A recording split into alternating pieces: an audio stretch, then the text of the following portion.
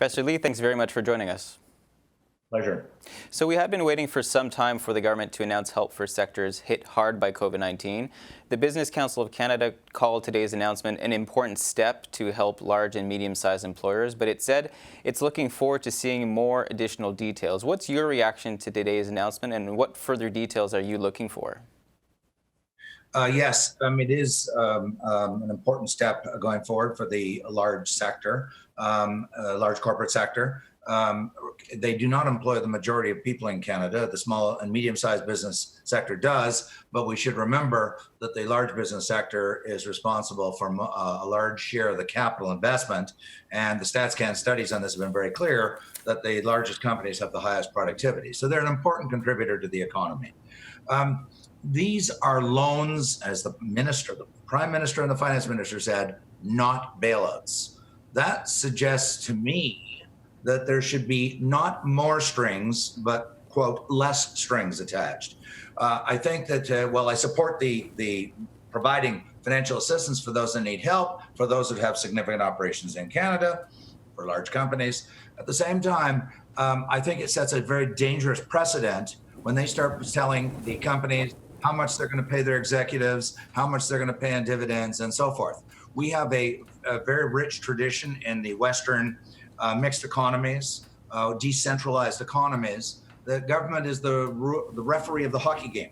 And the role of government is to set the rules of the game, the level playing field that everybody is responsible for, to obey. We do not have the referees tell Sidney Crosby when to shoot the puck, or how much Sidney Crosby should be paid to shoot the puck, or how often he should shoot the puck, or how strongly or quickly he should shoot the puck. We decentralize those decisions to production managers. This is not ideology. It's that the companies there have been working in their industry for years and years and years, and they know vastly more than people I know who are friends of mine in downtown Ottawa in, say, the Department of Industry. And so my criticism is, yes, they should have provided assistance, but I think that they're starting to go beyond their mandate, and they're engaged in micromanagement of companies when the federal government lacks those competencies. Let's talk about those strings attached to the funding, because as you said, there are many of them. Companies will have to commit to respect collective bargaining agreements. They'll have to protect workers' pensions. Funding won't go to companies convicted of tax avoidance, and they'll have to publish annual disclosures on how their future operations will contribute to reaching Canada's climate change goals. Some would say those are perfectly reasonable conditions. The idea of protecting workers' pensions, of ensuring collective bargaining rights are upheld. So what's the danger you see in having those conditions and tying those conditions specifically? Is it the fact that they're tying some conditions, or is it the specific conditions that have been put forward? Of course, Parliament is supreme. Parliament has always been supreme. If Parliament believes that, and the government, as the government in Parliament, believes that these are national public goods, they can certainly legislate them by introducing a bill in Parliament and imposing that on everybody, not just on those companies that got a loan. What I find so objectionable is that it's discretionary and to only some companies, not all companies, so they're not creating a level playing field. And secondly, that many of these objectives have absolutely nothing to do with the survival of these companies. The name of the game is to make sure these companies don't fail because of a lack of liquidity. What the government is now engaged in is a whole series of social engineerings that have absolutely nothing to do with the survival of these companies. If those are valid objectives, whether they be strategic or environmental or social, the government of the day has the perfect ability, capacity to table bills in Parliament, imposing and mandating all of those particular objectives they're spelling out, those conditions, across the entire corporate world. So if they don't like dividends being paid, well, let them legislate it. If they think that the government should now set wage and price controls for executives, let them legislate it. And let's have a good debate in Parliament over what is the appropriate salary if we want to start regulating and legislating wage and price controls for executives. The problem is it's discretionary. It's only applying to some companies. And secondly, as I said, This has absolutely nothing to do with whether the viability of the company.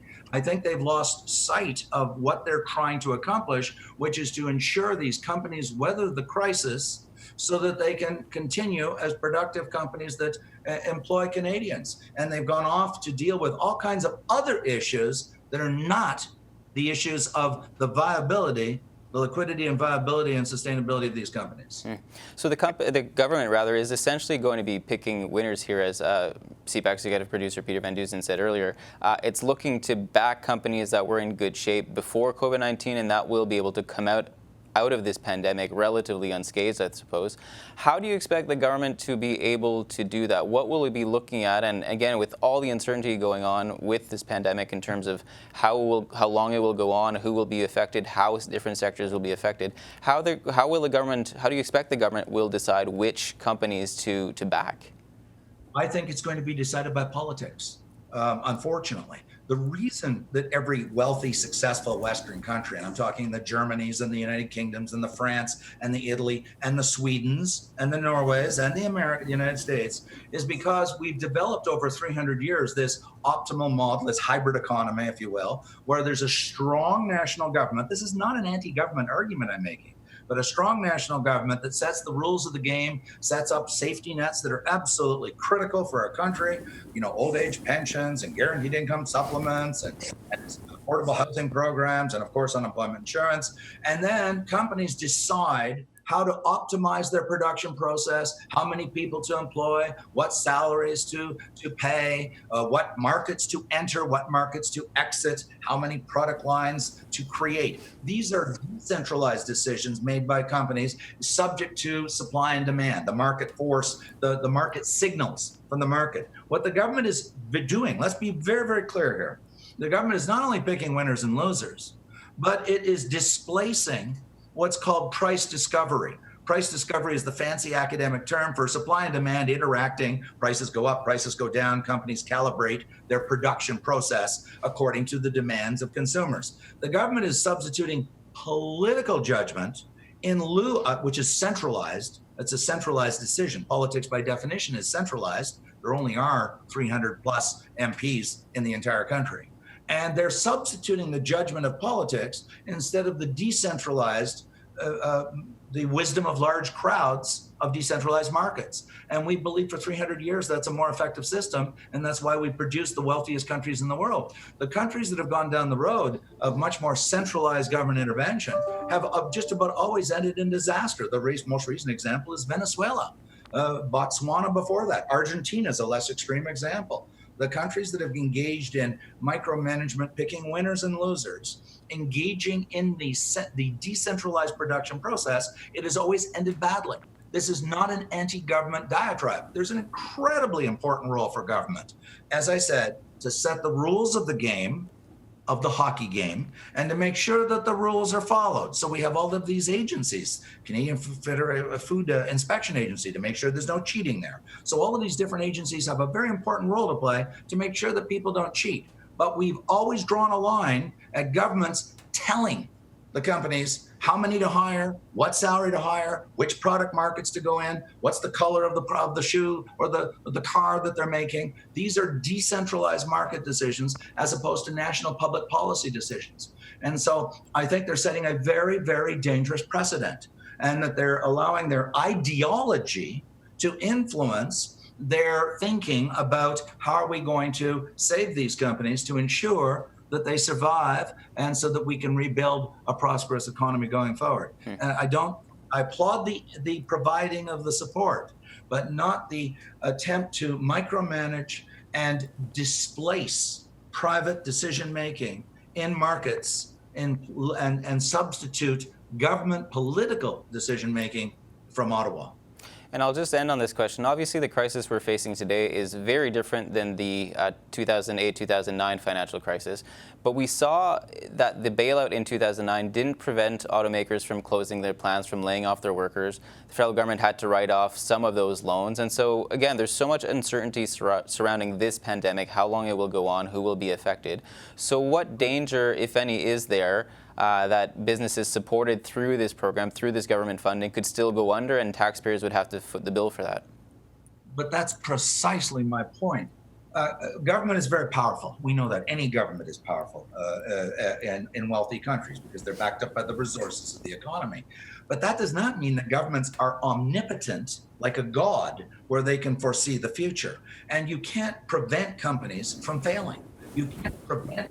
What if the customers stop buying the product? How can government stop or make people start buying the product if consumers don't want to buy that product? And so there are no guarantees that when you intervene like that, in fact, I would suggest to you that when you start putting these strings attached onto these companies and displacing market-based solutions with political solutions, you are going to increase the chances of failure by companies and increase the losses to the taxpayer and failed companies down the road. Because what the government is saying is, we want you to make decisions that you would not make on your own. Well, that should be the strongest signal of all to governments, that this is not going to create a stronger company. It's going to create weaker companies because they're not responding to market forces. They're going to be responding to the whims of the day of the government. And they're not driven by market. Now, people can say, but they're morally justified and they're socially progressive and they're wonderful. That's wonderful stuff. I'm not against that. But it's or products to sell to buyers in the marketplace. And if you or I refuse to buy the product, then they have a problem.